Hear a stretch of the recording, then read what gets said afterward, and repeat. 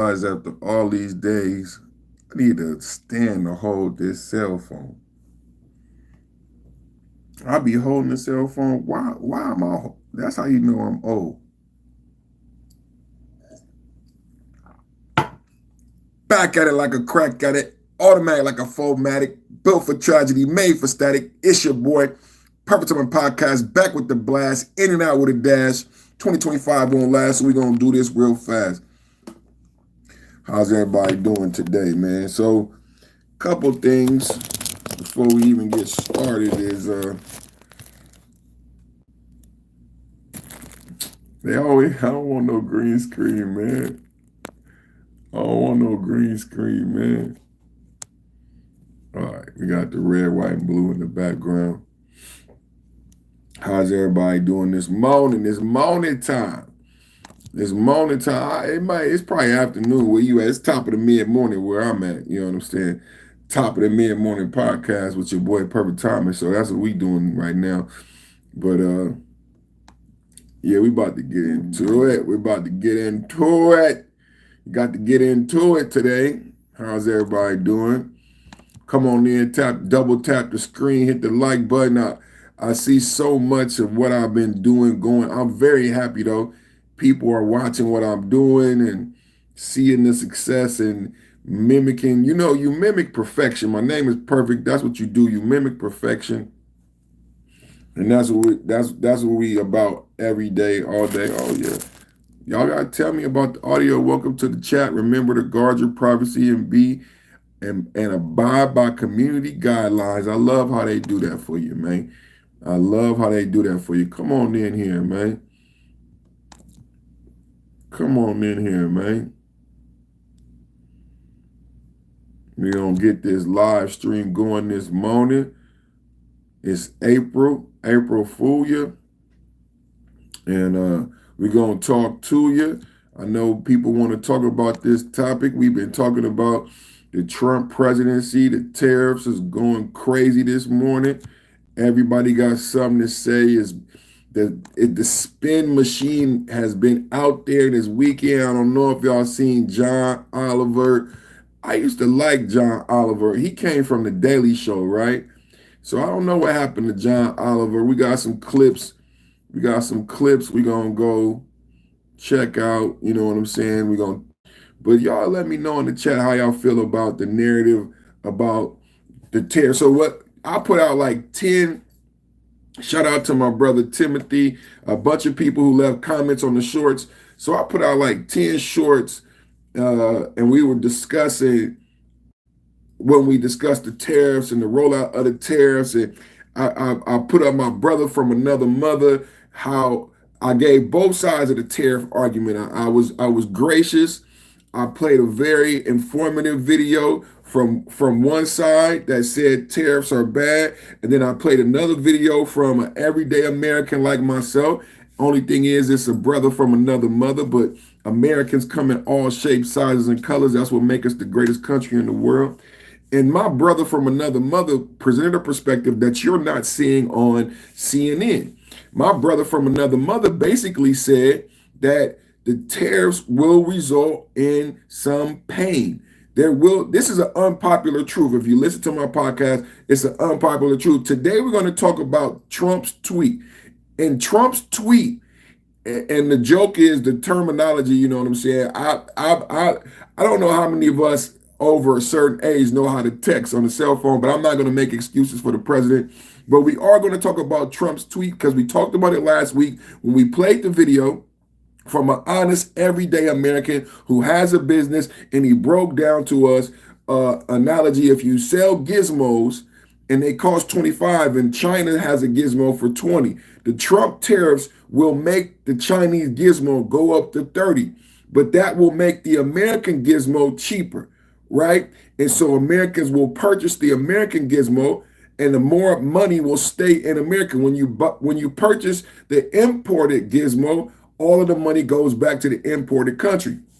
Now, this narrative has not been put out. So shout out to Michael, just came in. Levote world, would a Tesla Cybertruck be solid enough to protect Elon Musk against eggs thrown at an adult male. I'll tell y'all wake up early with the troll. Y'all make sure you like, share, subscribe. As you come in, double tap the screen, hit the thumbs up. You tell me, because it looks like you took a lot of time on that question.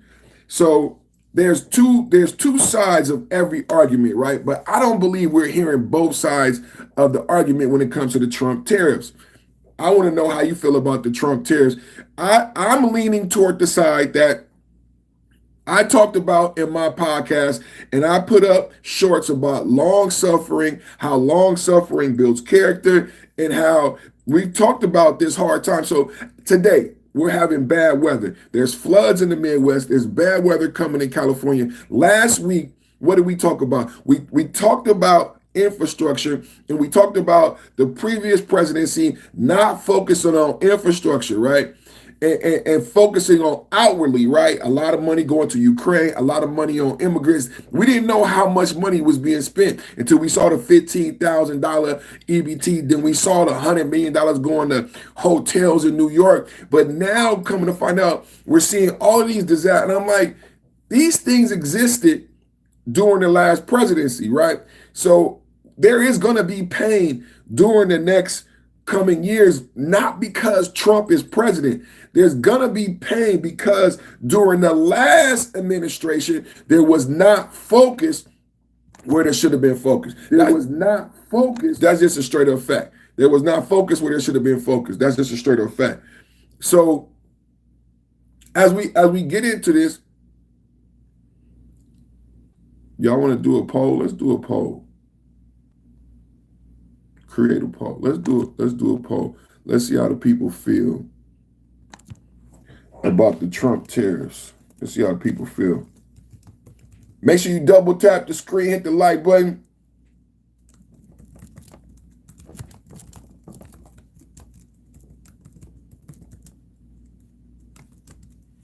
That's just the first one. That's just the first one. That's just the first one, and we're going to get up another one after that. That's just the first one. All right. Double tap the screen, everybody.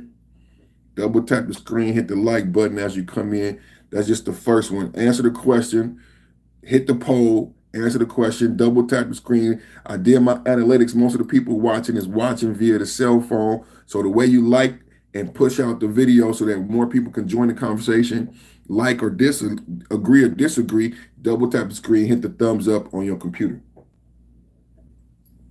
So there's a couple things I want to talk about. Let's start with the tweet, man. Y'all want to start with the tweet? I want to start with some music, man. You know, I see my boy doing this, and he has some music. Let's start with the tweet, man. Did y'all read the tweet? Everybody making fun of Trump. We're going to start with the tweet. Let's read it. Make sure y'all vote. That's the first time we're going to read it. This is from the desk of the president. It says, Donald J. Trump. Do you not, I don't have no likes, man. I don't have no likes, man. I need some likes. Before we even get started, man, we're going to have this discussion. Who is that? Jess, I remember you. What's up? What's up with you? Cheers, my friends. Cheers. There you go. That's how you play the game, man. Double tap the screen as you come in. Hit the like button. Let's have a conversation, man. Let's have a conversation, man. Agree or disagree. Support the channel so the information get out there. Double tap the screen. Hit the like. How many people have saw the tweet? How many people have saw the tweet? Let's read the tweet together. Double tap the screen. Thumbs up. This is from the desk of the president, Donald J. Trump. This is the conversation we're having today about the tariffs. And it reads, the United States has a chance to do something that should have been done decades ago. Let me know in the chat when you vote in the poll if you agree. Don't be weak. Don't be stupid. Don't be a Panican. A new party based on weak and stupid people. Be strong, courageous, and patient. And greatness will be the result. Let's read that again. What's up to my brother KC in Red with the salute 5.0, 5.0, 5.0. And Carson Mosley just came in. Salute to you in the long run. Correct. I agree, Carson. Let's read it again. The United States has a chance to do something that should have been done decades ago. You know what I'm saying? A lot of our parents talked about, what Clinton did when he first sent the jobs overseas. A lot of people, this is the reason why a lot of people dislike the Clintons when this first happened, right? The United States has a chance to do something that should have been done decades ago. Don't be weak. Don't be stupid. Don't be a Panican. A new party based on weak and stupid people. Be strong. Be courageous and patient. That's a key word. I don't understand. There's a reason why they want to make fun of this tweet. And patient. And greatness will be the result. Remember last week we talked about the phrase make America great again and what it's going to take for us to make. It's just not going to automatically be great. The president now via Twitter, which is the medium of communication in 2025, right? If it was a different president, they may have went into the pulpit and did a speech. But Twitter is the way that you reach more people than anything else. And he's saying, don't be weak, don't be stupid, be courageous and be patient. I think that's very bold. Double tap the screen to like the video, hit the thumbs up. Be patient because that's what we talked about last week. Long suffering builds character.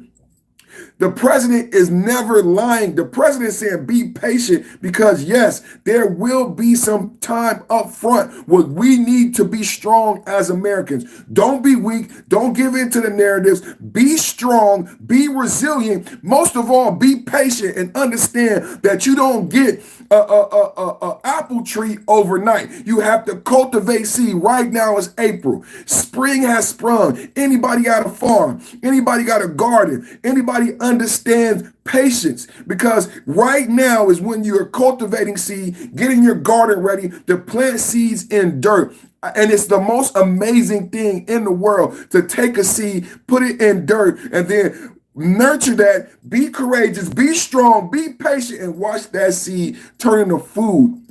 You know what I'm saying? It's one thing to go buy flowers for your wife, but when you have a garden, I live in Sacramento, farm to fork, I have a beautiful garden, and when you watch a seed turn into food that you can feed your children, then you understand patience. Then you understand when he says greatness will be the result. But I remember a story when I was a child where the teacher talked about a hen baking bread, and when she had to take the seed, cultivate the seed, grow the wheat, mill the wheat, make the flour, bake the bread, and then everybody watched and wanted a slice of bread when the bread was break. But when she was making the bread great, when it's time to make America great. A lot of people, double tap the screen, hit the thumbs up.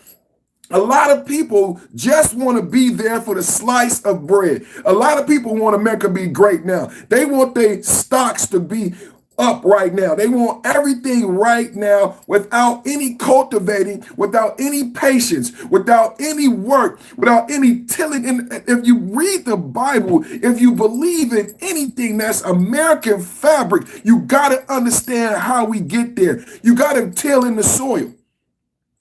So let's read it one more time. Everybody coming in, we're going to read it, and I'm going to share something. Because it's an unpopular truth. And what my brother from another mother said is, yes, it's going to cost you more money in the short term, but don't you want fair paying jobs for your children? We can't be the baby boomers. We cannot be the baby boomers. We cannot be the baby boomers. Don't you want a better, higher wage for your children? I'm going to tell you right now, if you go back to the Clintons and when they sent the jobs overseas, your children will not have a fair wage as long as we have the current structure with tariffs and trade. This was done on purpose. It drove American wages down. I did a video. I have a song where I was singing 725. How far can I drive? How much can I buy? Half the states in the pie make 7.25. The federal minimum wage, the whole time, the last administration never raised the federal minimum wage. On Joe Budden, and a lot of people, if you ask them, hey, what's the federal minimum wage? Joe Budden was surprised. A lot of people don't know the federal minimum wage is $7.25. I argue with somebody in the comments when I said Georgia has a minimum wage of $5.15. Yes, the federal minimum wage will supersede Georgia's, put it in super chat. The federal minimum wage does supersede Georgia's $5.15 minimum wage. But there are certain places in Georgia with small businesses like small restaurants where it is legal to pay $5.50. So it might be a dishwasher, it might be a cook, a short order cook in Georgia in the back, and I work in kitchens. It might be a cook or a dishwasher in Georgia who makes $5 an hour. That happened in the last administration. If you want wages to go up, do you understand $5 an hour? $7.25. There's $5 a gallon gas. How can you live when gas is $5 a gallon and the federal minimum wage is $7.25? And they made you focus on social issues. Right now, CNN, all of these liberals, they're making you focus on all this stuff, but they want all the money, the money. Well, pay me more money. If you're worried about tariffs, making things go up in the store, pay American workers more money. $7.25. I know it. You know what a lot of people say? Oh, it's $15.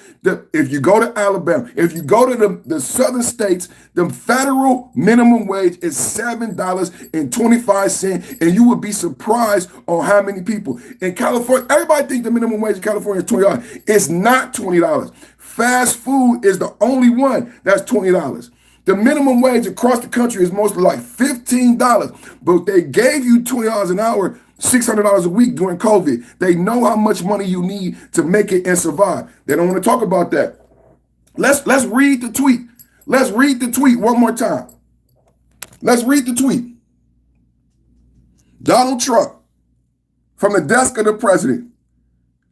The United States has a chance to do something that should have been done decades ago. He's referring to Bill Clinton, when Bill Clinton sent all the jobs overseas. Ask your grandfather, ask your dad about that. Ask your dad how he feel about Bill Clinton and the jobs going overseas. We have something that could be done that should have been done decades ago. Don't be weak. Don't be stupid. Don't be a Panican. A new party based on weak and stupid people. Be strong, be courageous, be patient, and greatness will be the result.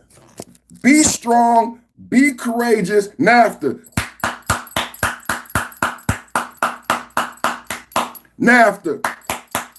Double tap the screen, hit the thumbs up. Ask your dad about that. Ask your grandfather about that.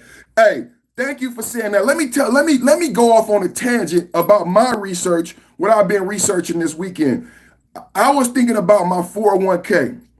And you know what? I said I had a beautiful video I want to share with you. And it talked about, I said to myself, why do we have 401ks? When I was growing up, everybody had a pension. I said to myself, when did we switch over to 401ks? Okay, put a pin in that. We're going to come back to that. Then I said to myself this morning, I said, do you remember when Walmart came to your town? I remember when Walmart came to my town. As we talk about tariffs and the potential harm tariffs could do, I want to ask people about Walmart, $7.25 an hour, maybe $10 an hour, maybe $12 an hour. Walmart being the number one employer in most southern towns. I talked about J.D. Youngin when he got murdered. And I said, I did the research on the median income. It was $17,000. I said, $17,000? That's nothing in California. And then I looked, I said, the number one employer in the city where he lived, where he got murdered in the South, was Walmart. Walmart was the number one employer. So I looked it up. I said, Walmart is the number one employer in a lot of southern states. where they pay minimum wage subsidized by the U.S. government, your tax dollars. Did you know that? When you go to Walmart and you apply for a job, they ask you, because they know they hire low-income people on purpose. They ask you, has anyone in your home received TANF in the last 12 months? Why do they ask that? They ask that because they get subsidized your paycheck by the U.S. government, your tax dollars. So NAFTA, sin no more. Thank you. Number one comment. I'm going to highlight that comment because we need to talk about the tariff, but people are so young, they don't remember how wages got driven low. But do you remember when Walmart came to your town? Do you remember when Walmart replaced the factory? The factory had a pension. The factory, is anyone listening? Is this thing on? Because they want you to focus on the wrong thing. But I'm American. I live in America. This happened to me. I experienced this. I remember when the factories left, thanks to NAFTA, and Walmart became the number one employer. Do you know why Walmart became the number one employer? Because of trade. Because of the unbalanced trade, Walmart's popped up with these super cheap products. And then they killed small businesses, they killed jobs, they killed pensions, they killed wages. I'm okay with Walmart leaving. Is anybody in the chat okay with Walmart leaving? Because I remember when Walmart came to my town, and I remembered, let me be quiet. I'll stop. I don't have enough likes. I don't have enough likes. Double tap the screen and hit the thumbs up. There's not enough likes if we're going to have an intelligent conversation. Because I don't understand if people don't understand. Shout out to Sin No More, NAFTA. Look up what is NAFTA. Look up why the factories left, when the factories left, and the effect on American rural cities in middle America. Look up when the factories left, when American wages went down, why the factories left, who benefited. So today, let me show you another video to this effect of Walmart and rich people benefiting from the trade deficit that we have, right? So you have Walmart and rich people benefiting from the trade deficit. Let me show you another video of what I mean so I can tell you how much I don't care and how much we believe in Trump. I had another video. It was something about Restoration Hardware. The CEO, and at this point, the CEO of Restoration Hardware, for her forfeit. The CEO of Restoration Hardware was crying foul because he was his stock went down. And I can't afford a couch, a $20,000 couch. Can you afford a $20,000 couch? So I don't care if Restoration Hardware goes out of business, but if Restoration Hardware goes out of business and Walmart goes out of business, then maybe my neighbor starts building couches. I remember my mother went downtown and someone built us a couch and she bought her furniture from someone who built the furniture. Anybody ever bought furniture from someone in America who made furniture? What about going to a haberdashery? I remember my mother buying a hat. She used to go to church and she would buy her hat from someone who made hats. She didn't go to a department store or a bulk store or Amazon or a Walmart to buy her hat. She bought it from a neighbor, someone in her community. They may have gone to the same church. She bought her church dress. Hello, she bought her shoes. Do you know what a cobbler is? You know, people in America used to make shoes. If you went to church, if you got married, you bought a good pair of shoes. You know, when you got to be an adult, you bought a good pair of shoes. You know, my dad didn't wear jeans. You know, my mom and my dad couldn't wear jeans to school. You had to wear slacks and a good pair of shoes. So when you made some money, you went to someone and you sat down and they measured your foot and they custom made you. Imagine how much money you spend on Nike shoes.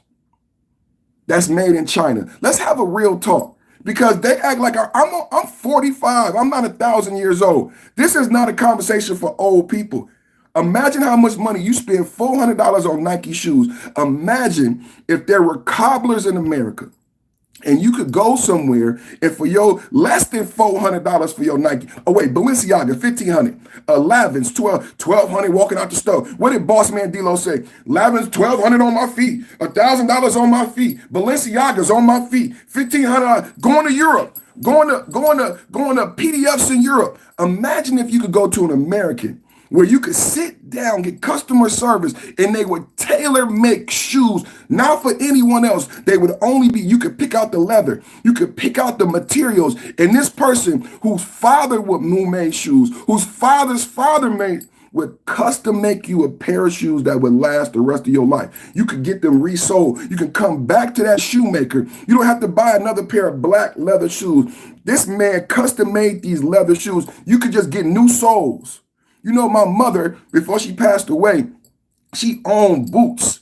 She owned custom made, I come from San Francisco. She owned custom made boots, custom handmade shoes. She had them for 20, 30 years. And she would simply give me the task of taking her shoes to the leather man, the cobbler. Now this man, my mother passed away. I remember him getting old when I would bring my mother's church shoes to him to have them resold. She had custom made shoes that were, imagine if you didn't buy Nikes made in China in a Chinese factory for $1,000 when they cost $2. They make the knockoff Nikes in the same factory. StockX just got exposed for selling fake Nikes. Imagine if we do a trade war and there's no more Nike shoes coming from China and Americans start making shoes and you get to go to a store and buy custom made shoes for your foot. Again, because that's not like something that never existed. I should say again.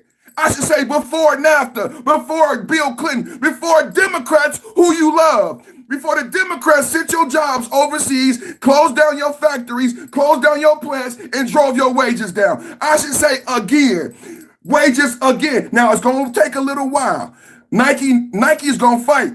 It's going to take a little while. I'm telling you, Walmart not going to want to leave your town. Walmart wants to be your daddy. Walmart don't want to leave. Walmart don't want to make room for small businesses. Walmart don't want to leave. Walmart going to put on a sale. Walmart gonna put on a sale to make you go buy from Walmart and not buy from Americans. Yes, it may cost more money to buy from somebody down the street, but that Walmart shit gonna break and you know it because it came from China and it wasn't made with love and it wasn't made with quality. We don't have that talk no more. We don't make enough money to have, you know why? We're too poor. At $7 an hour, I can't argue with you for shopping at Walmart. At $7 an hour, I can't argue with you for shopping at Walmart. That's why American wages have to go up. That's why we have to go through this hard time. Because what are you going to say? Hey, OG, I make $7.25 an hour. I have to shop at Walmart. There's nowhere else I can afford. I get it. They did that on purpose. That's not by accident. That's by design. That's by design. Do you remember when Walmart came to your town? I'm 40. I'm not old. It didn't happen 1,000 years ago. I remember in Napa, I remember the people in Napa fighting. We don't want Walmart. We don't. Do y'all have a city like that? Napa is this prestigious. They didn't want Valergus Market. Look up Valergus Market. They had these beautiful Italian delicatessens, small, family owned. They lived in Napa. So the grocery store was clean. It was beautiful, unique local items, only unique to Valergus Market, unique to Napa, California. And they knew if we allow a Walmart here, it will never be the same. Valergus Market will go out of business and Napa will never be the same. People come around the world. In Paris, they don't have a Walmart. You don't go to Paris and there's no Walmart when you in the wine country in Paris and cognac and Chardonnay. But they finally got a Walmart. And what happened to Valergus Market? What happened to Valeria? Valeria's Market went out of business. Your Napa experience is not the same. When you drive down Highway 12 and you see Targets and Walmarts, that's not the Napa that I grew up in. That's not the Napa that Oprah Winfrey fell in love with. That's not the Napa Kanye West and Pharrell. That's a different Napa, California. Valeria's Market. Small. Now you know what you got? Instead of Valeria's Market where everybody could afford to go, what's that market in LA? Because that market in LA is similar. It's the most expensive grocery store in the world. It's called what? It starts with the E. And they got $20 strawberries. Well, you wouldn't have to have that if you didn't have Walmart. Do you guys understand? Oh, this is the most expensive grocery store in the world. And they have $20 strawberries. I'm rich. I can go here and you can't. We wouldn't have that if we didn't have Walmart. The reason that supermarket can exist is because poor people need a Walmart. And they need a Walmart because they drove down wages and they sent away the good pan. Now listen again. Now let me tell you again. With NAFTA, you know what else left? The factory job had a pension. As y'all think, I'm not just yelling at the screen. I do research. I love you. I love America. Double tap the screen, hit the like button. The factory job had a pension. Walmart does not provide a pension. Before Obamacare, you didn't even get health care. I asked myself, I'll be praying.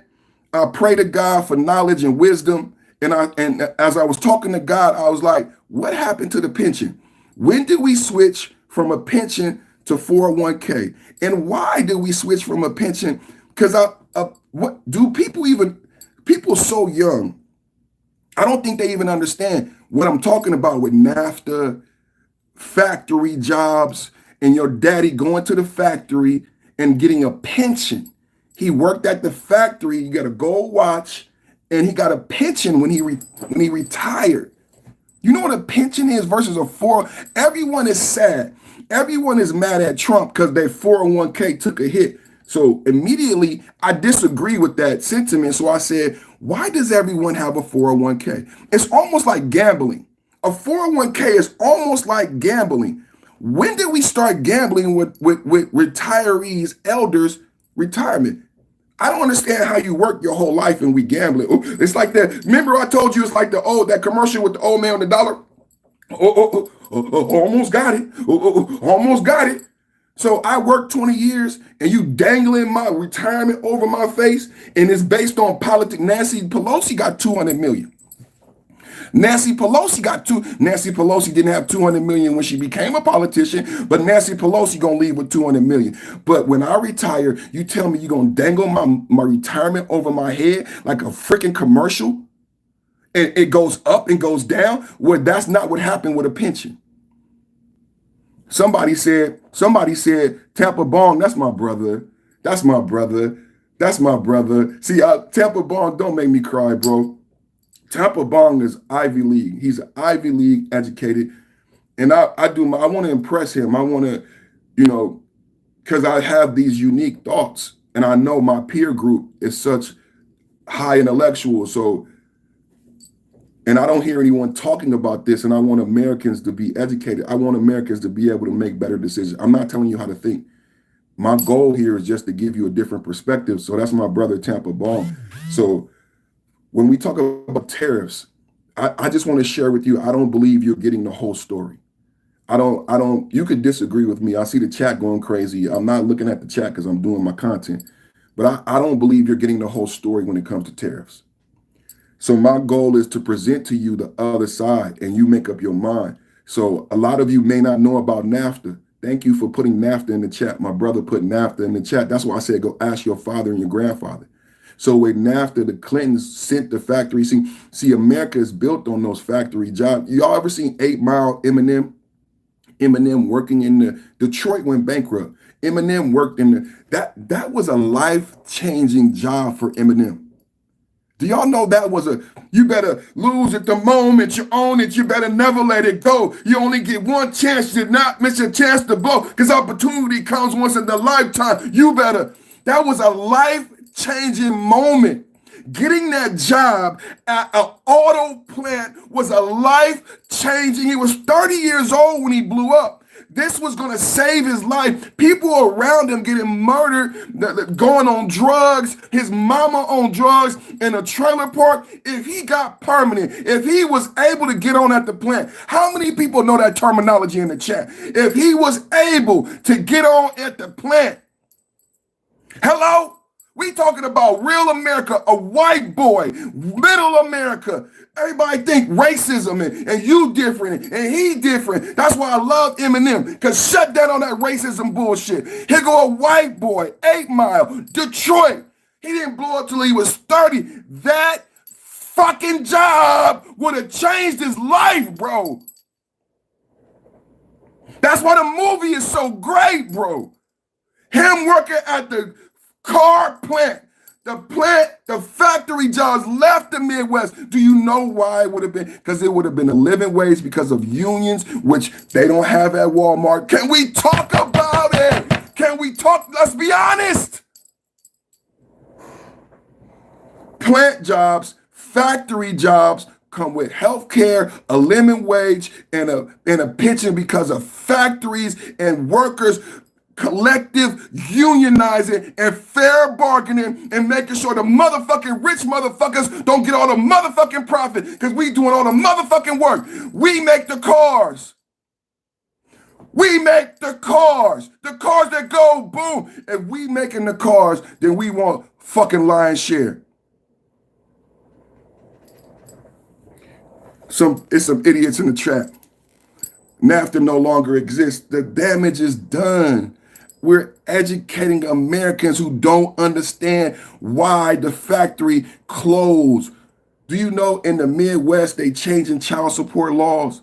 Because the white men in the Midwest have been crippled, and you in the chat being a troll, those factories are not coming back to the Midwest that left in the 90s via NAFTA. It doesn't matter if NAFTA exists anymore because the damage has already been done. The fentanyl came in and ravaged. They used to have factories and plants in the Midwest. Those white men don't have jobs, and child support is crippling and bankrupting Midwest rural towns because their baby mamas think it's a free way to get a check without going to work, and there's nowhere to work. So they're changing child support laws because they're crippling America.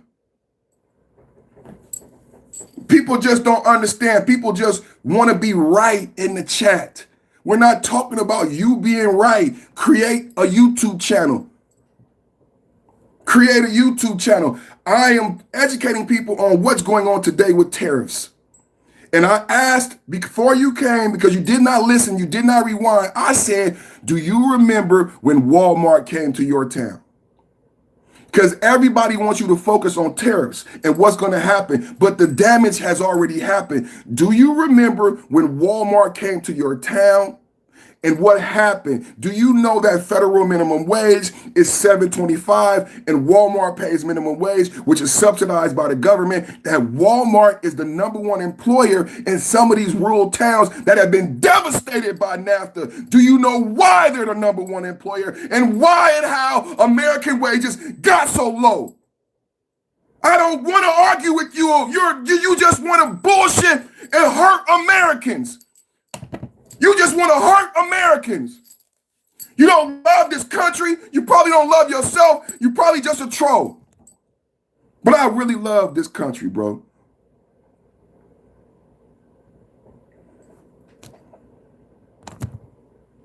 Listen to this.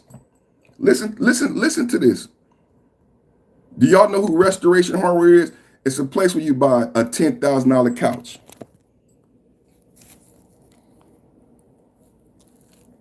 The market immediately crashed after the tariffs were announced. And maybe the best reaction to all this came from the CEO of Restoration Hardware, who was actually on an earnings call later that day. This is him discovering what was happening to his stock price in real time. Where's our stock now? I mean, I guess the stock went down, based on some of the numbers we reported, and then it got killed because of, oh, really? Oh, shit, okay. Yeah, that's so... So the best reaction to the tariffs is a CEO, a $1 billion CEO, stock going down at a company where none of normal Americans, because the wealth gap is so large. You got 1% up here, everybody else down here. I'm gonna tell you like this. This is how fucked up it is. Nobody on this chat can afford anything at Restoration Hardware. Nobody on this chat, Tampa Bong can afford something for Restoration. Tampa Bong can afford something for Restoration Hardware. The rest of us, jagoff, cannot afford a $10,000 couch. So do we need a Restoration Hardware? Do we need $10,000 couches? Do we need a Walmart? This is the question, because it's too many broke people fighting for people to be able to go to Restoration Hardware. And you should be worried about your son being able to get a pension. You should be wanting the pensions to come back. Instead of getting mad at me, you should be wanting the pensions to come back. That's what you should want. You should say, Trump, with the trade that we're going to do with the trade, quote unquote, war, will pensions come back? Why? Does anybody even know? I had a short I was going to show. What did Tampa Bong? Tampa Bong said, the resulting trade deficits with countries like China, where imports exceed exports, contributed to job losses in American manufacturing sectors. Thank you. All breakups hurt. Ooh, that boy is intelligent. All breakups hurt. All breakups hurt. A teenage love. A teenage love. Don't hurt me again. Don't hurt me again. A teenage love. A teenage love. Okay, let's look at some videos. Let's do some education. I don't know if everybody even think like me, bro. I don't even know if everybody even think like me. How many people know what a pension is? How many people understand NAFTA? How many understand the effects of globalization on American workers and why you don't have a pension? Do you know you should have a pension? You just like this is the greatest country in the world. You should have health care. You should have a living wage. You should have a pension. Just like if you go to Spain and everybody takes a siesta and we always talk about, oh, in Europe, everybody leaves work and they get to take a 2-hour break. It's the culture. They figure Spain is great. Well, America is great. America was great at one time. Do you know your grandfather had these things? Your grandfather had the right to unionize. Your grandfather had a living wage, health care, and a pension, guaranteed that he wouldn't become homeless. There was no gambling. If I show up to work and I make America great, no one's going to gamble with me and my wife being homeless and being a bag lady. Y'all forget what a bag lady was. Let's look at this video. Let's look at this video. Let's look at this video, because I don't even know if y'all know what I'm talking about. Shout out to my brother Tampa Bong.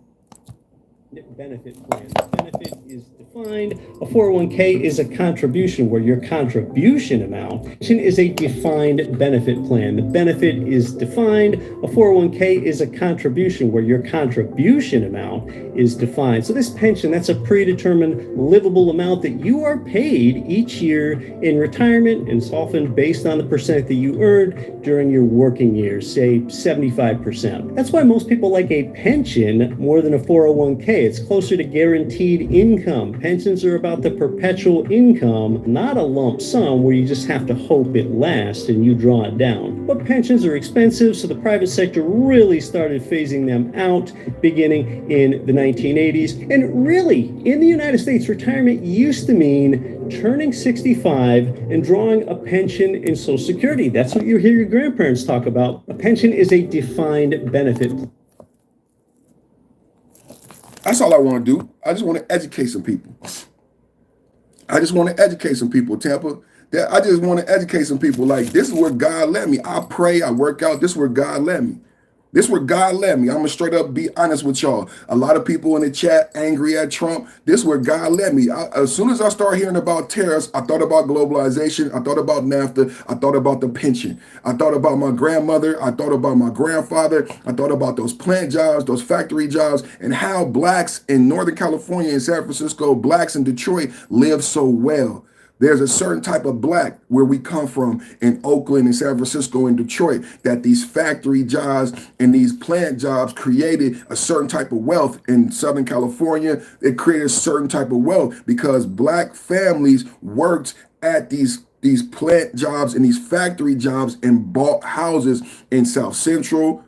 How to survive in South Central, a place where busting the gap is fundamental. No, you won't find this shit in the handbook. Take a close look at a rap crook. Rule number 1, get yourself a gun, a 9 in your ass will be fine. Keep it in your glove compartment, because jackers, they love to start shit. So South Central was a place where blacks could buy houses. If you listen to Ice Cube, he talked about having a front lawn. In a lot of Ice Cube videos, there's a front lawn and grass. This is something blacks weren't accustomed to. When they would visit their family in California and see houses with grass, they understood that there were places in California that blacks could, just like Eaton being burnt down. You guys don't know the history. See, everywhere didn't have neighborhoods where blacks could own a home. You could be in the South, but there weren't a lot of places up until even in the 1980s. Redlining was heavy in California. So Eaton, the community that burnt down in Southern California, is historical for a lot of different reasons.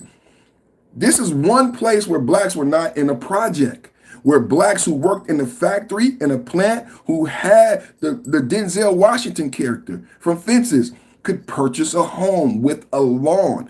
Do you guys know how big of a deal it was for a black man up until the 2000s to have a home with a lawn because of redlining? You hear about redlining, but how does redlining translate? Redlining translates into black Americans not being able to realize the American dream and have a home with a lawn, have a lawnmower. Y'all know how important that is to a black man when you call people. To certain Americans, it's a given. You get a house, you get grass. But redlining kept us out of neighborhoods that had beautiful lawns, beautiful homes. We were regulated to a certain part of town. So when you came to visit your family in California and they had a beautiful home with a beautiful lawn, it was different than anything you had ever seen. Your family in Detroit, your family in Oakland. It was because of the factory job and the pension where your grandmother owned more than one house.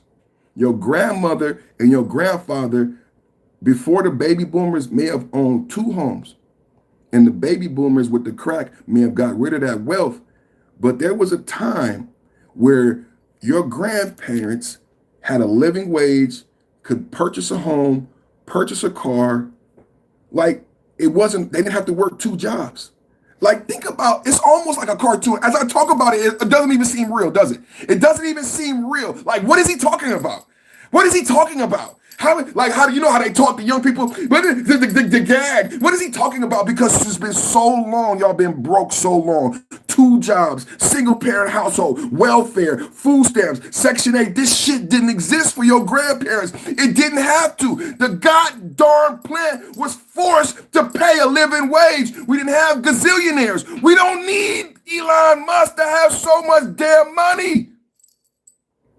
Y'all confused. You are confused. You are confused. We don't need billionaires. We don't need trillionaires. We don't need gazillionaires. You need to unionize. You need to make more money. They need to make less money. You need to make more money. They need to make less money. You need to make more money. They need to make less money. We don't need billionaires. We don't need quantitative easing. We don't need gazillionaires. You need the money. You need the money. But Jeff Bezos said he don't want a union at Amazon. He want to kill your son. He want robots at Amazon. He wants your son to run up and down a football field. He want an immigrant manager to make my son pass out at work because it's so hot in the warehouse to where my 20-year-old is dying at an Amazon warehouse.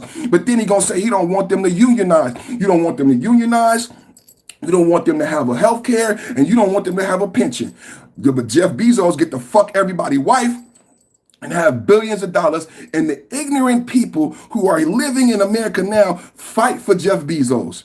You're fighting for Jeff Bezos. Why? He has enough money. Your son needs to make more money. Why aren't Amazon employees allowed to unionize so they could get a living wage and a pension do you know why? Because they scare you and say your products is gonna go up. You can't buy a $2 hair clip and it get here in 24 hours. Jeff Bezos is gonna scare you. You don't want that. You don't want no union. You don't want no union. You massa, you don't want no union. You don't want no union. You want prime. You want prime. You want your hair clipped in 24 hours. You don't want your son to make a living wage. You don't want your son to get out your house. You don't want your son to have fair treatment and fair distribution of wealth. You want your item in 24 hours from China.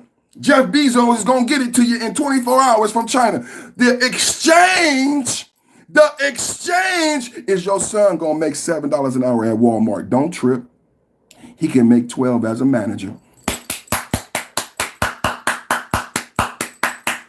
The exchange, double tap the screen and hit the like button. I don't have enough likes. The exchange is that your son going to still live at home because he can't afford to move out working at Walmart. He can't afford to move out working at McDonald's. And there are no more plants. There are no more factories. The college don't want your tall, strong male son. The college don't want your strong male son. The college said your son was toxic. The church don't want your strong male son. The church said your son was toxic. So your son is in your basement. Your son is on a computer. Your son is working at Walmart. Your son is working at Amazon. Your son is working at McDonald's because there's nowhere else for him to work.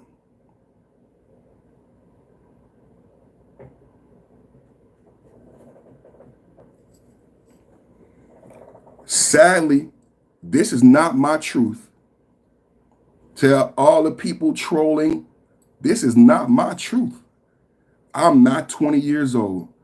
I got a pension.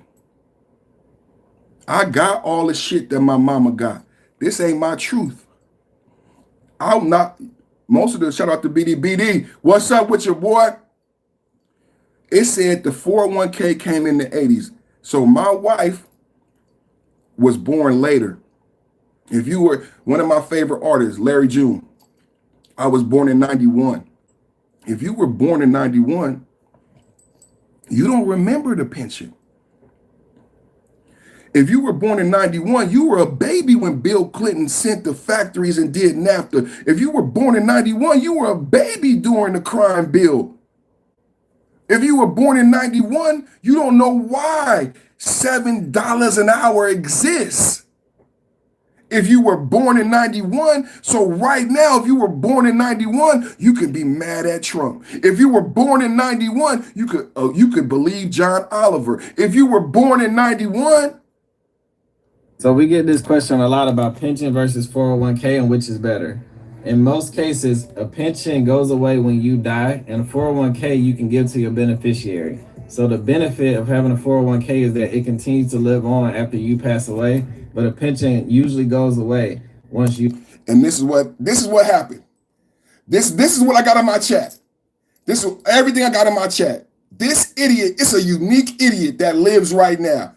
This is a unique idiot. Why would I need to give something away to my kids that's worth nothing? If everything is out of business and the stock market is crashing, there's no benefit if I was homeless and then it's worth nothing. But these idiots is what is the prevailing people that you guys listen to. Idiots.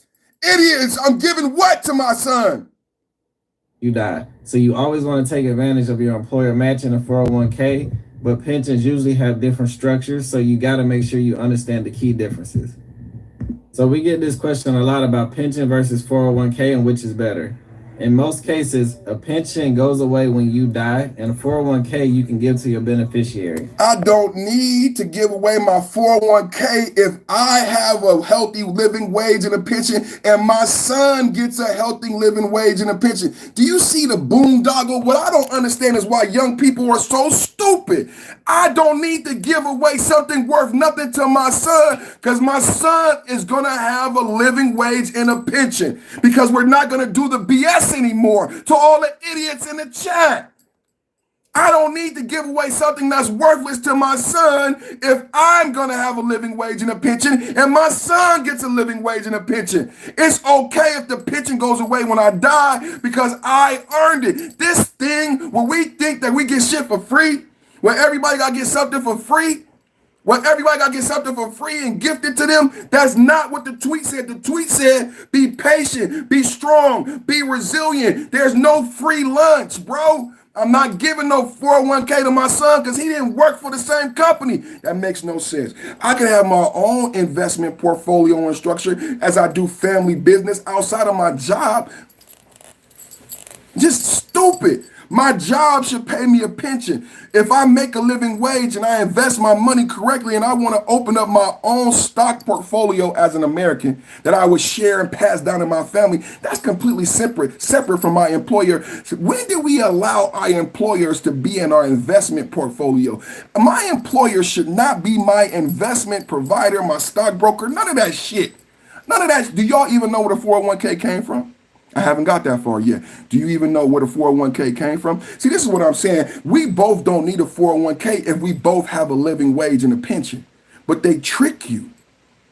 This is the thing you can get. I can still have a IRE, EIR, 401k3, all that shit outside of my employer. I don't want my employer involved in my stock market investments to where I got to call him and I can't control it and all this shit. If I invest in Bitcoin, if I invest in stocks, maybe I want to invest in the Chinese stock market. There's different stock exchange all over the globe.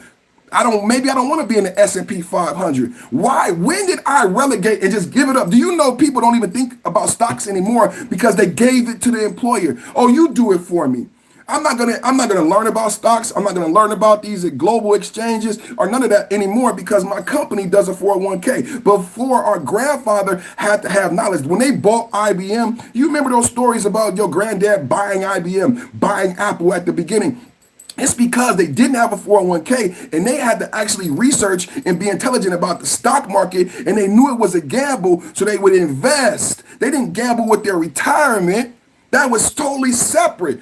If your granddad bought IBM at the beginning, he bought IBM with his money because he had a living wage and his employer wasn't involved with his stock portfolio. We Americans, we gave that up. And then our intelligence on stocks went away because we stopped thinking about it. We stopped being, so now YouTubers sell it to you. Oh, I could teach you how to do stocks. I could teach you how to make money. You didn't have to do that before because we didn't have 401ks before and you were forced.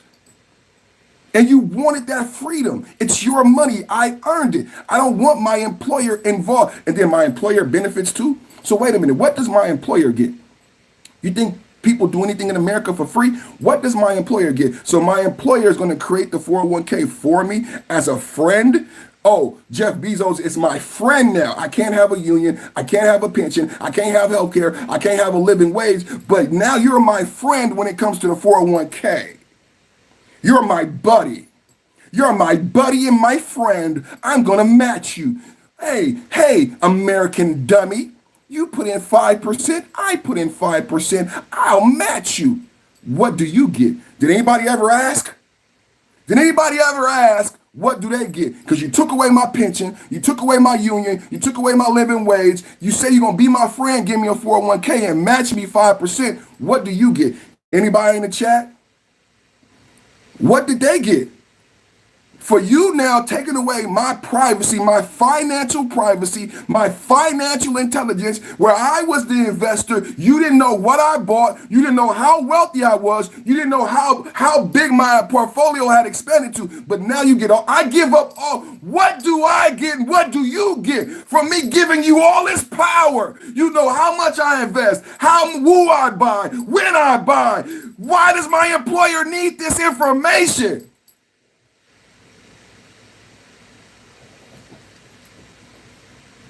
To anybody who actually does day trading, imagine your employer coming to you and saying, hey, I know you do day trading. You have to now, there's a new law.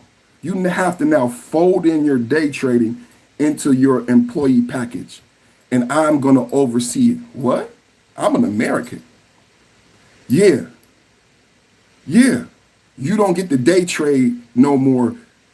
Well, you can, but I'm going to oversee it for you as part of your 401k. What? Yeah, it's the same thing. It's good. And, hey, check this out. Don't get mad. Don't get mad, because you know what I'm going to do for you, Tom? I'm going to match you. I'm going to match you, Tom. Because you've been doing so good at day trading, you don't even work 40 hours anymore. So I lobbied the government to say, I need Tom's day trading. I'm going to fold it into his 401k. I'm going to match him 5%. Tom shouldn't be mad. Hey, Steve not mad. Steve don't day trade. I don't got to do this to Steve. Steve depends on me with his 401k. I need Tom to do the same thing as Steve. Steve has a 401k. Steve don't do no day trading, Your Honor. So I need Tom to fold in his day trading so I could be in charge of it like Steve. We don't want Tom getting rich. Tom might quit. We're going to lose American workers. Imagine if they told you they was going to take your E-Trade account and say you can't have it. Well, it's yours, but we're going to manage it. We're going to house it. You would ask, how much money will you make? How much money will you make when you bundle my E-Trade account, Steve's E-Trade account, Aaron's E-Trade account? How much money will you make when you can you borrow against all of our 401ks? Can you get money and invest? My brother Alonzo Hall said they buy life insurance. What are you doing with the money from my 401k that you make that I don't make? Because the 401k went down for me. But see, my company don't just have my 401k. My company has 2,000 employees with 2,000 for anybody do money management in the chat? What do they get and what do you get? What do you get and what do they get? Everybody in the chat is a fucking idiot.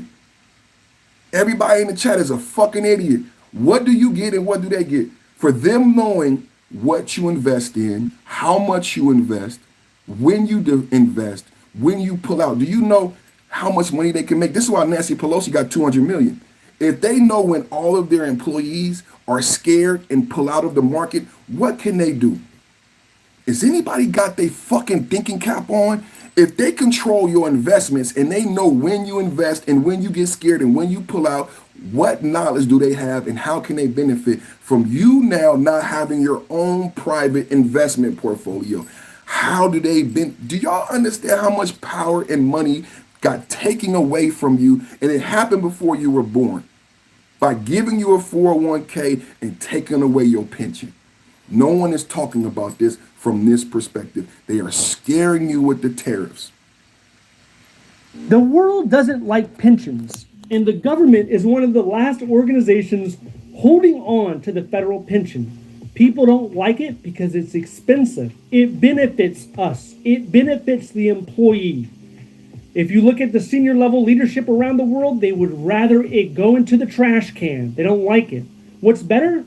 A 401k is better for them, not for us. It's better for them because that way the market bears the risk. It takes 5 years to be fully vested in the pension, but you could be saying, I don't even want to stay 5 years. What if I don't want the pension? I like the market. Well, in that case, you don't have to take the pension. When you leave your government job, there is an option to take your first contribution with you. The world doesn't like pensions. Straight up. The 401k is better for Jeff Bezos. Jeff Bezos don't want to give your son a pension. The 401k is better for Jeff. Name is the protagonist. Oh man, the intellectuals coming through, man. Oh man, what Nameless said, they have been borrowing against those investments for decades now. That literally got pulled out front and center. The closest they had to respond to that was a TSP, which is just literal savings. I worked at Kaiser. I had all three before they changed the contract. I had a pension, I had a TSP, and I had a 401k. My mom and your mom, those people with those government jobs and those county jobs, my mom, they had, okay, our mothers, nameless, our mothers and father, they bankrupted cities like Detroit. When we, so nameless, you know what else I want to bring out? Do you know who still gets a pension? As I talk about America, minimum wage, and tariffs, do you know who still gets a pension? As we talk about cities like Vallejo and Detroit being bankrupt, police and fire and teachers still get a pension. Do y'all want to talk? Let's have a talk. Come on, who wants to get mad now? Police, fire, and teachers.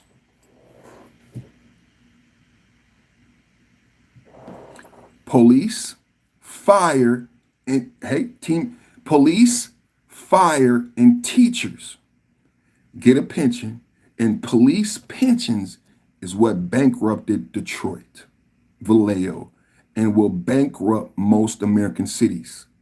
This is a secret. These are all unionized. You know, they asked the police lieutenants and captains who were getting more money in their pension than they made as police officers in Detroit to give back some of the money because Detroit would be bankrupt, and those police officers said no. The higher ups in Detroit, the lieutenants and the captains, they had unionized and negotiated a retirement plan where they made more money in retirement than they made when they were police officers. And this plan was going to bankrupt Detroit. So they asked them to renegotiate and give some money back to Detroit because the money wasn't realized yet. This is your baby. The money, they hadn't paid out the money yet. The police said no. That's why Detroit is bankrupt. Did anybody know that? Who knew why Detroit is bankrupt? We talked about Eminem. We talked about that car plant changing his life. Did you know what happened to Detroit, Vallejo? And this is true in more American cities than you know. This is the thing with our thinking caps. Why would you think that only is true in Detroit? Why would you think this fact is only true in Detroit? You should be wondering, and this is the thing. If you get involved in city government and city and local politics, you can find out the contracts. You can find out and you can vote. You can vote. You should know and you should be voting on what those city contracts are and what your police and fire is making in retirement and pension. Do you know that's up to you?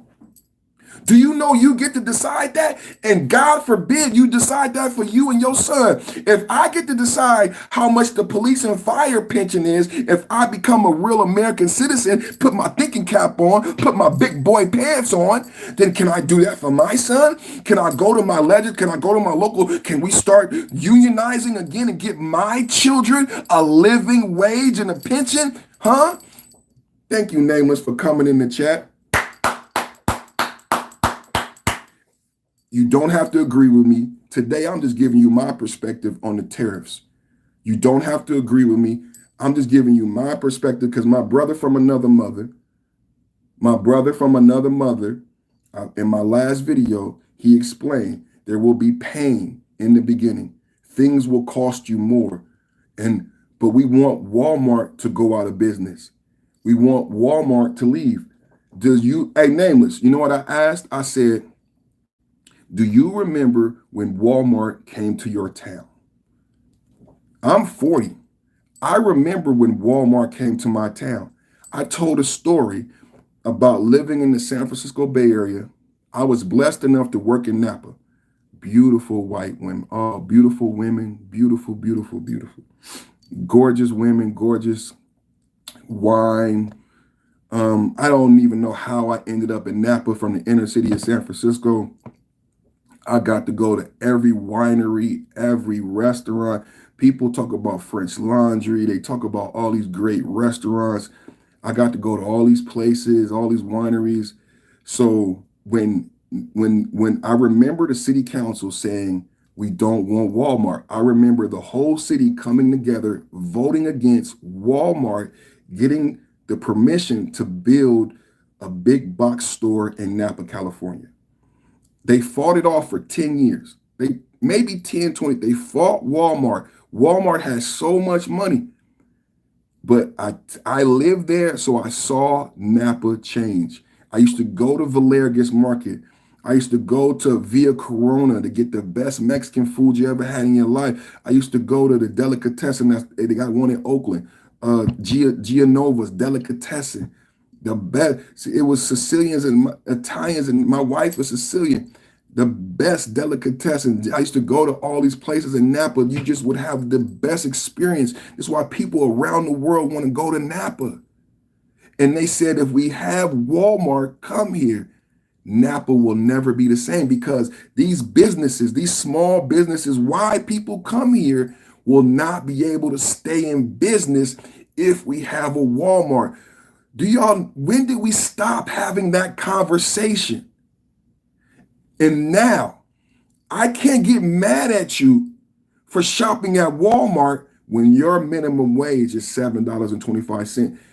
Everybody should know I'm not mad at you for shopping at Walmart. I understand the game that's being played on you.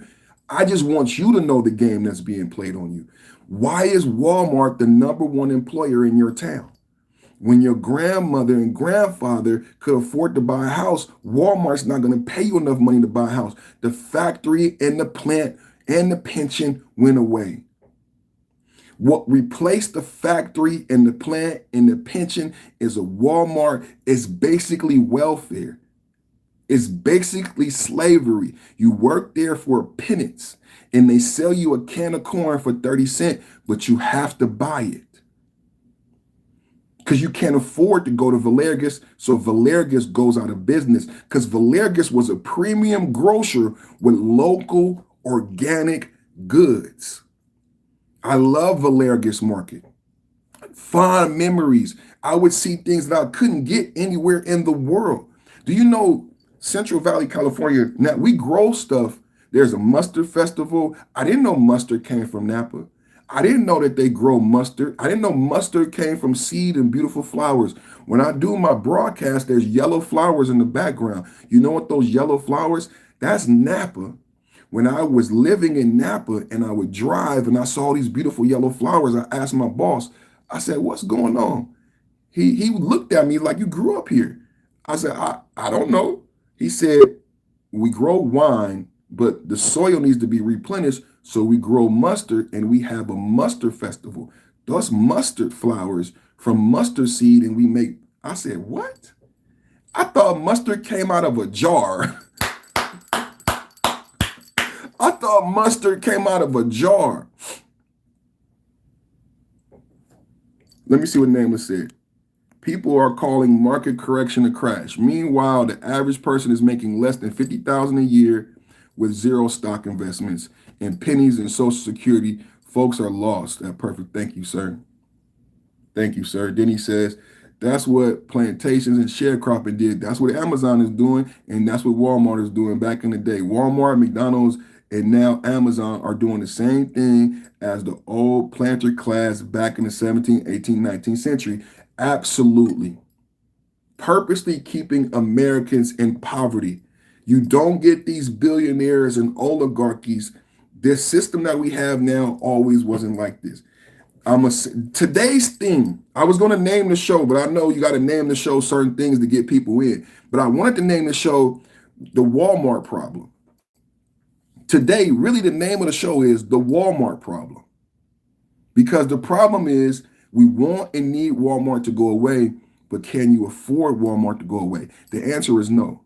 So in the short term, some people gonna feel some real pain. We need Walmart to go away, bro. But can we afford for Walmart to go away? So what happens in the interim? Naaman said it's a correction. Have anybody ever got some correction? He called a market correction. Double tap the screen, the thumbs up. My mama and my daddy, my grandma Ida Mae, she handed out some real correction. Have anybody got some straightening? Shout out to the Migos. Migos said some straightening. Rest in peace, take off. It's just some straightening going on. Remember the Migos? The Migos said some straightening. Don't get mad. It's just some straightening. Grandma would get that switch and she would have to straighten you out. And they are counting on people being ignorant to that very fact. It's just a correction. I got corrected in school because I was a class clown. Anybody guess the motherfucker with all the toys and the lights and the camera and the live stream screaming at the camera and with the jury on was the class clown? Yeah, I was a class clown. So I got some correction, homeboy. So I don't know what you think about correction. When I hear correction officer. I hear correction facility. I hear... So if things have gone astray, and things have gone wrong, and we need some straightening, and we need some correction, there's some pain involved with that correction, man. Yeah, man. All right, what's my favorite? One of my favorite songs, man. What's one of my favorite songs? Hold on, man. Let me play this. This is one of my favorite songs, man. And it's because of the old school. He young, but he got an old school soul. And when I hear it, I hear like just like a 70s stoic, John Wayne type principle. You know what I'm saying? Like this the hook. It's Nicholas Craven. It's a white boy from Canada, but man, this is my shit, man. This song, when he just say this, let's listen to this. Not the whole thing. I'm gonna just play a little bit of it, man. Oh wait. Block works.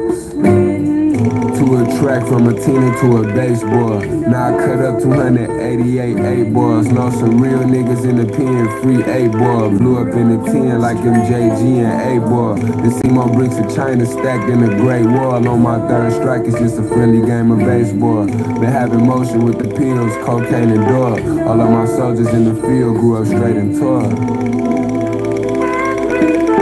All of my soldiers in the field stood up straight and tall. In the 90s, we used to say straight up and down. You know what I'm saying? Word up, son. Straight up and down. So the hook is saying straight and tall. He said everybody in my hood grew up straight and tall. So it's like, we used to say straight up and down. You know what I'm saying? So that principle is what I'm bringing, man. Straight up and down, man. Everybody in my hood stood up straight and tall, man. Straight and tall. The memoirs of an orphan. We who ate the sharks. Call me Jim Star, cousin nigga cut, raise a shark. Big 227 patriarch. Took the panties off the pint, had her showing all her lady parts. We done went digital, my nigga, talking state of art. These niggas ain't no killer whales, just some baby sharks. Y'all ain't no killer whales, just some baby sharks. Everybody grows straight and tall. Yeah, man. Oh, I see the D in here. Is the D in here? I'm from Lakeview, man. Down in Detroit, like our cousins, man. Our brothers, man. So Detroit, man. I'm from San Francisco, Lakeview. Yeah, man. Pac-Man. What's the brother that do the donut? He did a video on the spot where I grew up on Broad Street in Lakeview. What my boy from the D got to say. He said, a world without currency, everyone would have what they need. Think deeper. A world. Ooh, he wanted to come with the hotel. To you, what's that name? Your name? OG. What I say to you is, what happened to hotel? What was wrong with instead of drill rap? Because I saw something, I know everybody noticed. Young Thug tried to get revoked. You know, I have a lot of intellectual friends. My brothers who came in, Tampa Bong, they not like this, but a lot of intellectuals, when you say Young Thug and you start bringing up rap, they check out. And that's a shame. But I know you guys have noticed the attack on hip hop and all of the hip hop Ricos. At the same time, what you should be paying attention to is Candace Owens' expose on the CIA and COINTELPRO. If you really understood COINTELPRO, then you would understand Kendrick and Drake a lot better. You would understand the people who created Drake, why Drake was created, why hip hop has the sentiment that it has now in the fear of a black messiah. LBJ, CIA, the fear of a black messiah. So what is happening again with this poverty? This always happened with this extreme poverty. What do you have happening coming out of the inner city Negro community?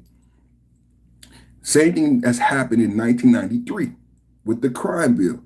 You have baby Kia. Let me bring up baby Kia because I need to talk about this. What's happening right now with the RICOs? Why are we seeing all these RICOs? I'm trying to tell you, it's fear. It's fear. Choose one appetizer and 2 entrees. Why did we have the crime bill? It was fear. This fear came from the economic environment we've been explaining today. When we see all of the violence, the intense violence, it's associated with poverty and lack. So they knew the poverty and lack would cause a certain level of violence. They had this plan before. What you're seeing is a reaction.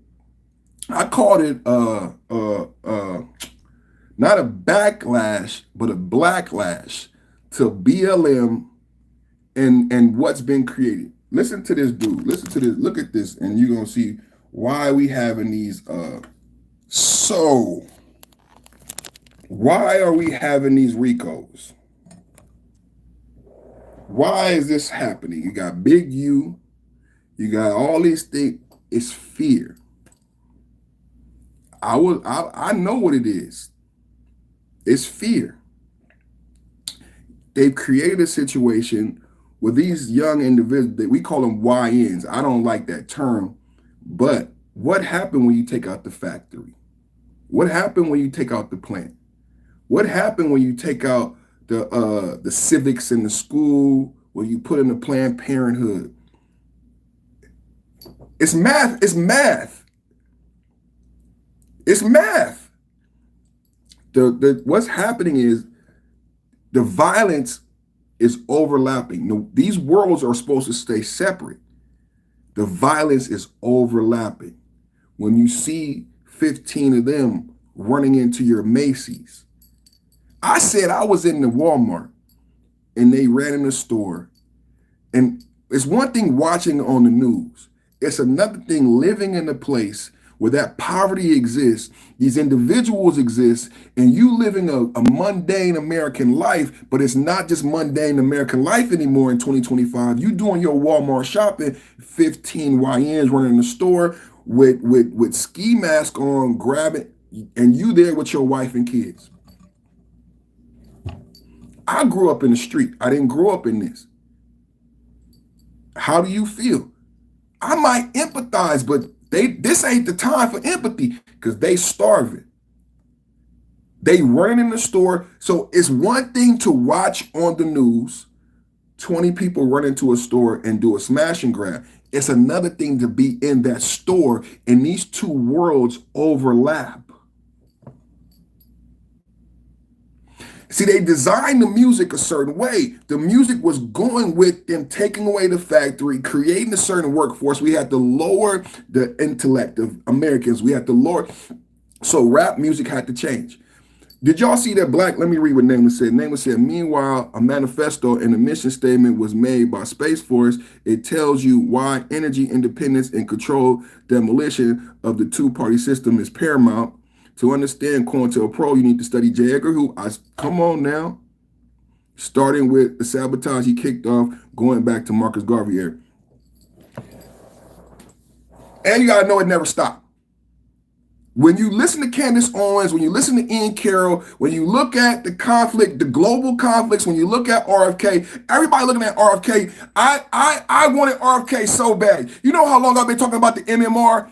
All of us wanted RFK. And then RFK gets in office. What you need to know is COINTELPRO is still alive and it's still going strong. And RFK, and when you look at what they're talking about, you understand that these things never stop. And why would they stop? Why would the people with power give up power? That's why they hate Trump. They tried to kill Trump 3 times because Trump is not involved in this deep state thing, going back to the CIA, going back to COINTELPRO, going back to J. Edgar Hoover, going back to the first Bush, Nameless. Did you see the show where I did when I talked about the power of the vice presidency, I talked about the daddy Bush being in Dallas when JFK was murdered, being the head of the CIA. And I talked about how Ronald Reagan was just the actor, but Ronald Reagan was accompanied with another Bush. The lineage of the Bush who was at the CIA, going back to J. Edgar Hoover, going back to LBJ, going back to COINTELPRO, going back to all these things, the assassination, all this stuff is coming out. The Bush was in Dallas. His son, vice president, with the actor. So we talking about, when we talk about deep state, we talking about political families that have been in politics with power and influence. Dulles, Rothschild, Bush.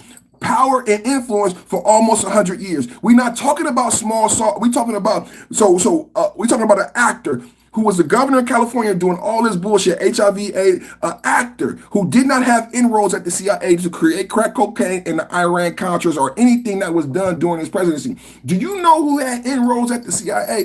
They blamed Reagan for crack.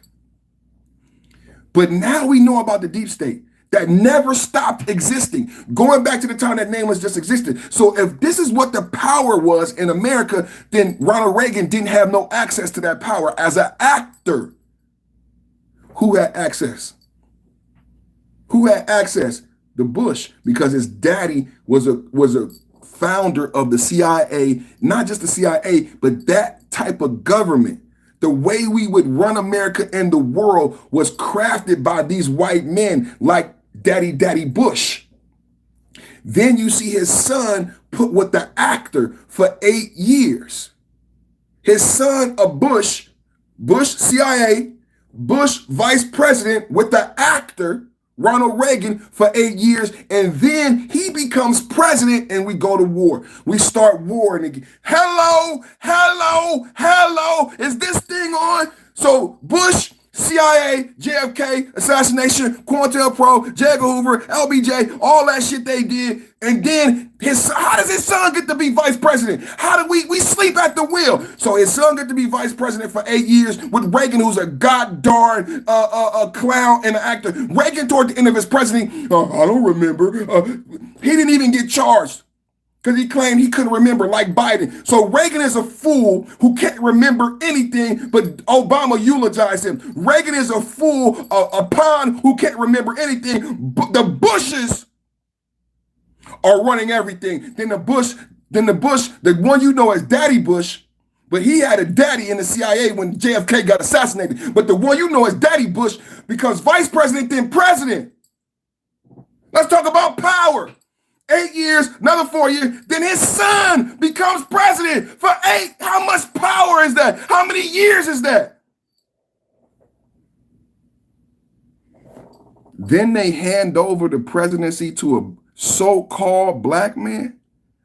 They hand over the presidency to a Kenyan who had been a politician for 1 year. He was a junior senator. He damn near lost his job because he never voted as a senator because he was running for president. What you need to pay attention to instead of his fucking skin color is that he was a politician for 1 year, but Joe Biden, his vice president, had been a politician for over 40 fucking years.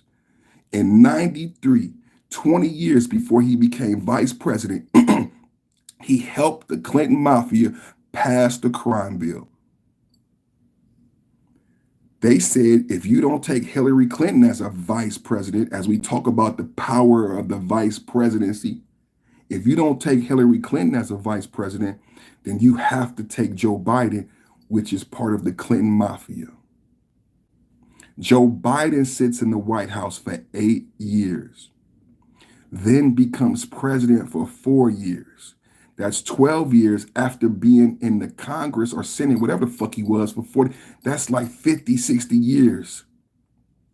And then people got pissed because he was to be in the White House for another 4 years, totaling 16 years in the White House, with his son smoking crack, getting paid by the Ukraine. People told black men that we were politically unintelligible because we didn't want Joe Biden in the White House for 16 fucking years.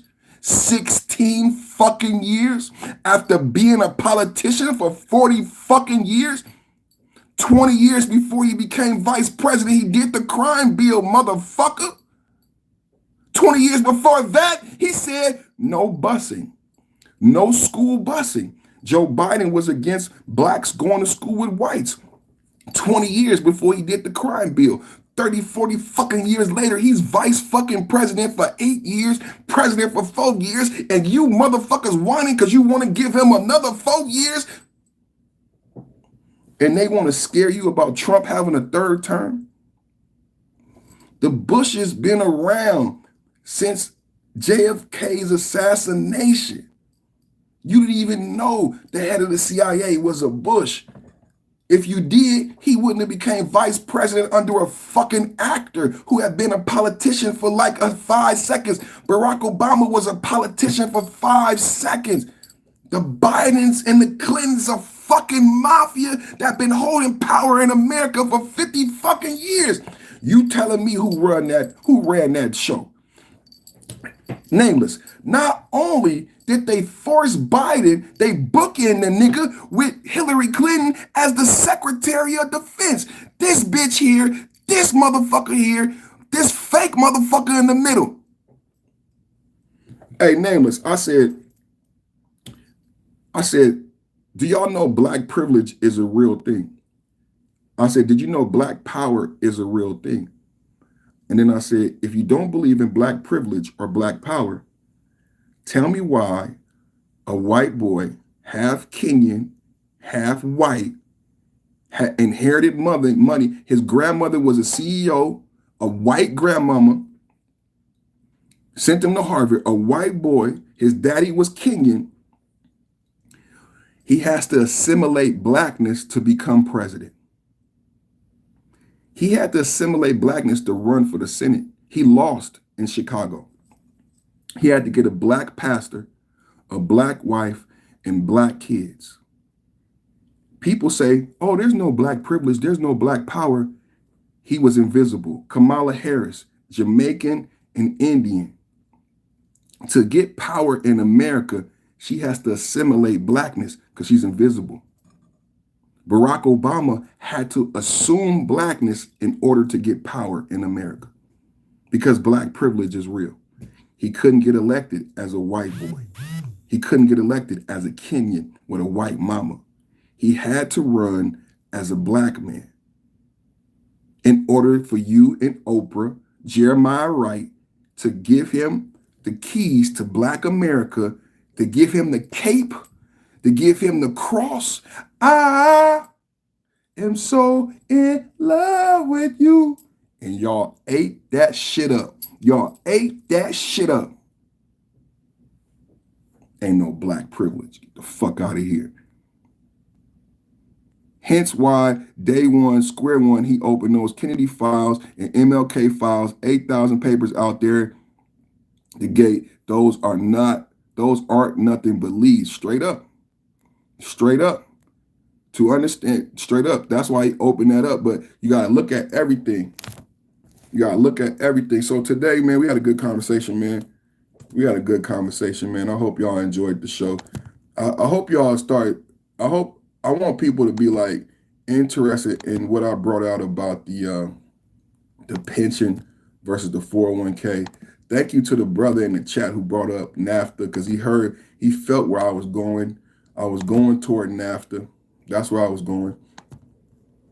I was going toward NAFTA, and he helped me out. So thank you for that. It's a lot of food for thought we went over today, you guys. A lot of food for thought.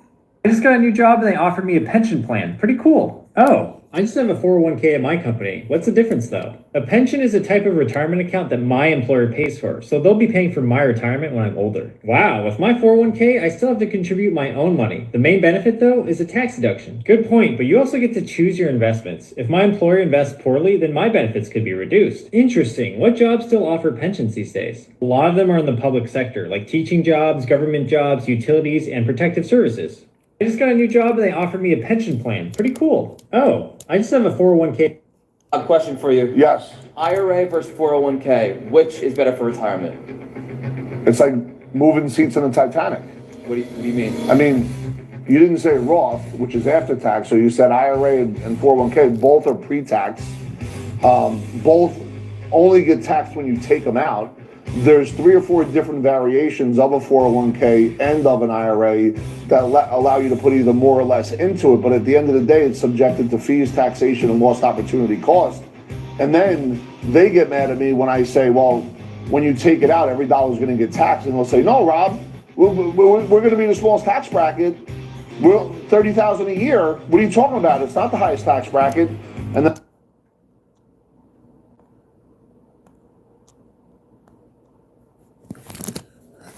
Nama's made a good point about Barack Obama's lineage and all of the president's lineage, right? And Trump being outside of Trump is a blue blood, but as far as that lineage is concerned, that's an excellent point about his lineage being linked. That made me think about Bill Cosby too, and Bill Cosby's wife and her lineage, you know what I'm saying, and the Cosby murders. As we think about Candace Owens exposing the way this COINTELPRO still exists, you gotta think about Prince, you gotta think about Michael. Candace Owens already did Michael Jackson. She already did Michael Jackson. There's a new Michael Jackson movie coming out. Ain't that about a bitch? I can't believe it. Candace Owens or Dr. Wesley Muhammad wrote a book, 500 pages, talking about how to kill a king, how to kill a god. So when you look at these things, and people thinking that these things don't exist in the same way, yeah, that is a conversation for another day. Barack Obama's lineage, right? And people like Bill Cosby and his lineage with his wife, what happened to him, his son. Because when you talk about Bill Cosby, people go directly to that case, but Ennis Cosby got murdered on the side of the road. And when you think about Ennis Cosby's murder and Bill Cosby and those, what the speculations were, then you get back to Candace Owens. And you get back to Candace Owens, and you get back to this Ian Carroll and these individuals where Candace Owens is explaining these individuals have power and have been using blackmail and hovering over America and politics. So if they're over American politics, and Kanye West is talking about how these same individuals are involved with the Negro contracts in entertainment, which is why I bring up Prince, Michael, Bill Cosby, because the same people, Candace Owens, because think about Jeffrey Epstein, who did he hang out with? He hung out with, so when you think about Candace Owens, and when she's talking about why LBJ, J. Edgar Hoover, why JFK, Candace Owens is talking about why JFK and RFK. Why is RFK today saying the things he's saying instead of doing what we thought RFK would do? Then you start looking at like, damn, what really happened to Bill Cosby? What really happened to Michael Jackson? Is Kanye West really crazy? Right? Because if you look at the power and influence these individuals who we can't even say their name had over LBJ, who was dressing up like a girl, you know what I'm saying? Candace Owens is bringing out all this blackmail, right? How these individuals have been using Jeffrey Epstein to do blackmail to have power in American politics. They had the same thing culturally. Remember, they talked about fighting a culture war. So these same people who used, their tactics to influence American politics, they also used contracts like Kanye West was talking about to influence American culture. There's a black girl with a popular video right now saying, did you ask ChatGPT what would happen if blacks left the country? And she read it. She asked ChatGPT what would happen if black Americans went back to Africa. And one of the things it said is there would be a serious cultural impact because black Americans, there would be two major impacts. There was 5 things she read, but one of the things that stood out to me is inventions. Because I've always said when I see these scientists on Joe Rogan is that the Negro has invented, is the mother of invention. So many things, we wouldn't be here without Negro inventions, and also culturally, which is also an invention, right? Not just scientific invention, but when you talk about inventing dance, inventing music, inventing rhythms, right? So ChatGPT said it would be a severe loss in those areas. So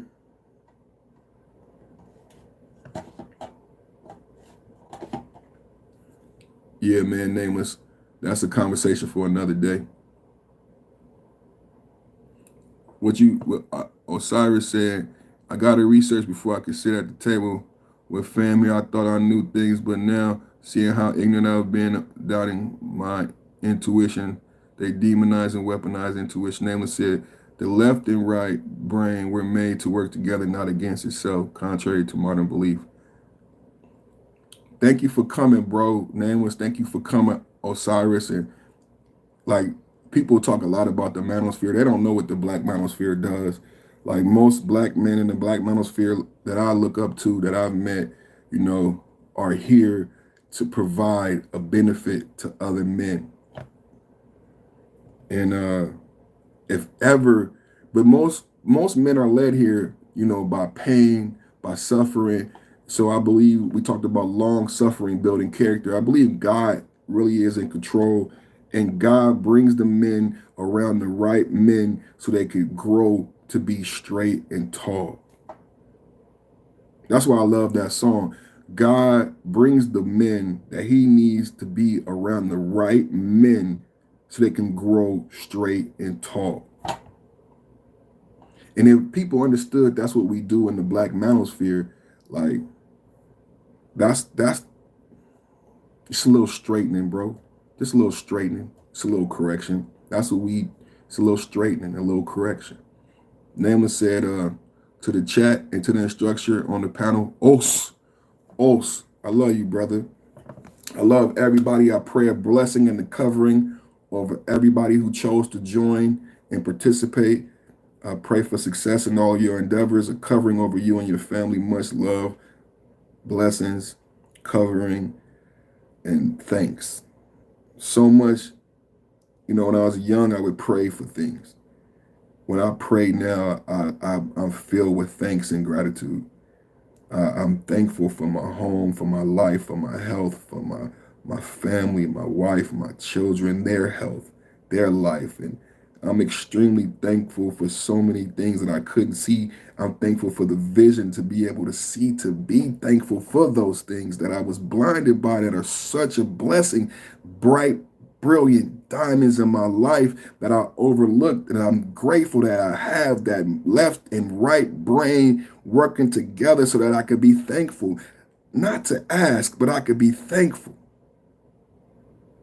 So I want to say thank you, amen, to everybody for coming through. Salute. It feel good to give thanks, man. It feel good, and it feel good to repent. Grandma Mary would always say repentance. So I ask for forgiveness and I repent my sins, and I ask for guidance for the error of my ways so I don't make the same mistake twice. So salute to y'all. Y'all have a great day. Let the conversation expand. And I'm perfect. I'm not right. This is the Perfect Summer Podcast, top of the mid-morning podcast from an OG perspective. You see the whiteness. Hit the like, share, and subscribe. And I truly appreciate you for being here. See you tomorrow. Same bat time, same bat channel.